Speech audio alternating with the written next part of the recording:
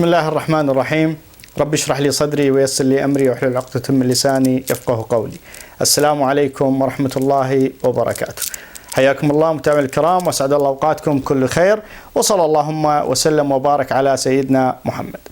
متابعينا الكرام، مثل ما اعتدنا في كل حلقة ناخذ قصة، ومن هاي القصة ان شاء الله ناخذ العبرة والحكمة. قصتنا اليوم قصة يعني حقيقة مليئة بالرغم بها شيء من الحزن، لكن إن شاء الله بها من البر اللي ما يوصف. نسأل الله سبحانه وتعالى أن يوفقنا ويوفقكم لبر آبائنا وبر أحبائنا. القصة مؤلمة جدا. أرسل لي هاي القصة شخص، أنا راح أرويها مثل ما أرسل لي إياها. الرجال هذا يقول: أبويا كان عنده حرمة ومتزوج، لكن هذه الحرمة سبحان الله أنجبت له بنت وتمرضت، ظلت مريضة وغيرها. يقول توفت والله سبحانه وتعالى قدر عليها، وكان عمر البنية 15 سنة. يقول مرت الأيام قام والدي تزوج. يقولوا هاي البنية هي رغم صغر سنها قامت على خدمة والدي وغيرها. يقول فلما تزوج أبويا اللي هي أمه، يقول أنجبت احنا 4 ولد وبنات 2. يقول أختي اللي هي من أبويا الله يسر لها أو تزوجت وخلفت. يقول وإحنا عشنا. يقول سبحان الله يعني ما طولت أمي فأنجبت توم أولاد. يقول بعد ما أنجبت ذولا سبحان الله جاها عارض وتمرضت، صار عندها ضمور بالعضلات. يقول توفت. يقول واحنا صغار أطفال بعدنا، حسب ما يحكي عن نفسه هو يعني كان عمره 5 سنوات أو 6 سنوات في ذاك الوقت. يقول قامت أختي هي تجينا وتعتني بينا. يقول وكانوا الأخواني التوأم الصغار كان عمرهم 1.5 سنة، أقل من 1.5 سنة. يقول فسبحان الله هي كان عندها أيضا يعني طفل، فبدت يقول ترضع أخواني مع طفلها. يقول لين ما كبرتهم. يقولوا مشت أخير شي سبحان الله قدر وتوفى زوجها. يقول فجت أجرت بيت جنب بيتنا حتى تقوم على خدمتنا. يقول فظلت قائمة على خدمتنا وعلى أحسن حال. يقول سبحان الله أبويا أيضا تقدم به العمر وكبار. يقول بلغ من العمر محاري 90 سنة. يقول سبحان الله أيضا صار عنده ضمور. يقول بحيث صار هالرجال شو اسمه هالقدات. يقول هي كانت تجي تشيله مثل الطفل. يقول تودي عزكم الله للحمام، تسبحه، تقوم على خدمته. يقول سبحان الله بعدين صار عنده يعني مرض عزكم الله احتباس في الإدرار، يلاقي صعوبة أنه عزكم الله في الإدرار. يقول فكانت مثل الطفل قاعدة بحضنها، ويقولوا تقرأ عليه آيات وأذكار وأدعية وعلى بطنه غيرها لحد ما أنه عزكم الله يخرج الإدرار. يقولوا هاي الحالة تتكرر باليوم 3 مرات و4 مرات. يقولوا كانت ملابسها كلها تتدمر وكانت غيرها وهي فرحانة، ما يقول شفناها يوم من الأيام تضمرت أو يوم من الأيام ضاجت أو قالت ليش أو. يقول ظلت على هذا الحال سنوات وهي متحملة تربيتنا وتربية ولدها ومرض أبويا يعني بحيث ما يعني جبل ما يحمل الحمل اللي كانت تحمله. يقول توفى أبويا، احنا كبرنا، يقولوا اتزوجنا وغيرها، وولدها يقول كبروا ويانا. يقول سبحان الله هي صار عندها يعني أيضا مرض، صارت صعب بعد، لا تقدر تمشي ولا، أصبحت مقعدة. يقول شفت يعني، يقول بعيني هذا اللي صار،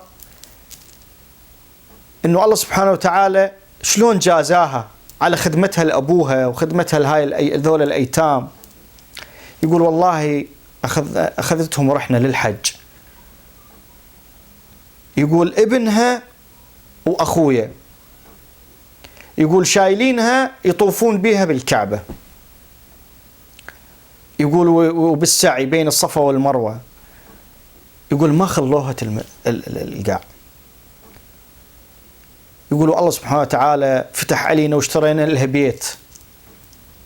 بيت كبير، ويعني مثل ما يقول من أحسن البيوت، وخلينا لها خدم، وخلينا لها سائق وسيارة وكل شيء. يقسم يقول منذ أن يعني شفتها أنه صارت مريضة وكذا، يقول في الصلاة ما يوم شفتها غسلت رجليها. يقول أو ولدها أو أخواني الصغار هم اللي يغسلوا لها رجليها وقت الوضوء. يقول والآن هي عمرها 70 سنة وهو عمره 50 سنة. هاي القصة يعني في هذا الزمن، يعني ما أريد نقول ماكو، لكن نادر إنه بنت من طفولتها يتيمة الأم قدرت إنه تربي وتنشئ عوائل ورجال وتعتني بأبوها المريض رغم كل ألمها. اليوم محتاجين أن نقتدي مثل هاي الناس اللي عندها إصرار وعندها عزيمة على بر آبائهم وأمهاتهم، على فعل الخير، على الاعتناء باليتيم. نسأل الله سبحانه وتعالى أن يجزيها الخير، وإذا كانت عايشة أن يطيل في عمرها، وأن يجعل عمرها إن شاء الله راحة وسعادة. وإذا كانت متوفية نسأل الله سبحانه وتعالى أن يتغمدها في رحمته الواسعة ويجعلها في الفردوس الأعلى على ما قامت به من خدمة لأبوها ولزوجة أبوها ولإخوانها، لأنه مثل هكذا نساء نادرات. لكن مو صعب أنه اليوم احنا نكون إن قدوة بهذه الحياة مثل هذه الامرأة، وأنه نعتني بآبائنا وبأمهاتنا. للأسف أشاهد كثير من المقاطع اليوم في دور العجزة وغيرها، أنه يقول ولدي شمروني بالشارع لأن زوجته ما تقبل أقعد وياهم بالبيت، أو أم حملت وربت وولدت وتعبت ابنها حاطها بدار العجزة. ليش؟ لأنه الهانم ما ترضى أمه وياهم بالبيت، لأنه أتكيتها ما يرضى، لأنه تخجل من أمه، لأنه يجن صديقاتها وغيرها. لكن العتب مو عليها، العتب عليه. يقول أني رجل ويضحي بأمه من أجل امرأة تافهة.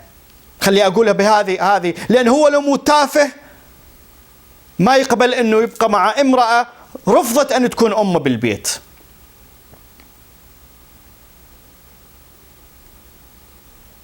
قحط.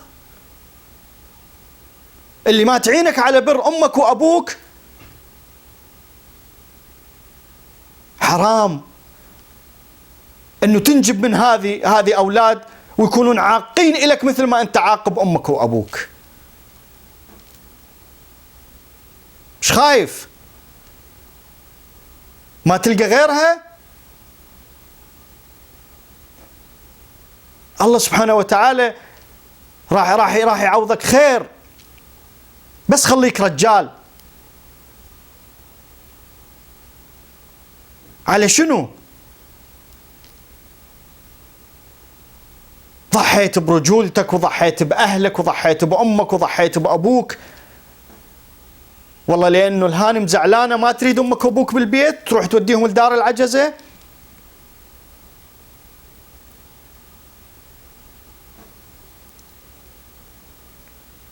ينتظرون الموت ويريدون يقول اتصل عليهم واحد، يقول اتصل على ابني، يقول له بس اريد اسمع صوتك مشتاق لك.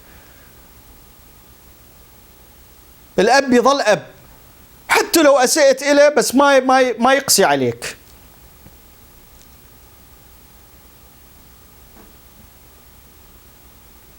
ارجعوا لدينكم وارجعوا لخلقكم.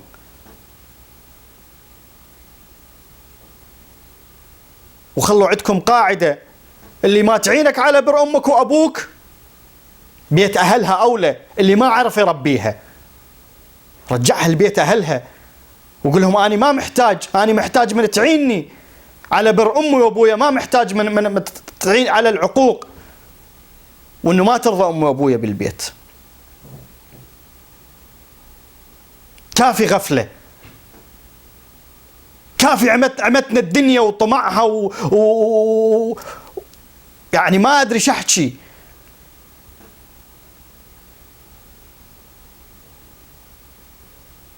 بالختام تقبلوا تحياتنا. سبحانك اللهم وبحمدك أشهد أن لا إله إلا أنت أستغفرك وأتوب إليك. لا تنسونا مصالح دعاءكم. أستودعكم الله الذي لا تضيع ودائعه. السلام عليكم ورحمة الله وبركاته.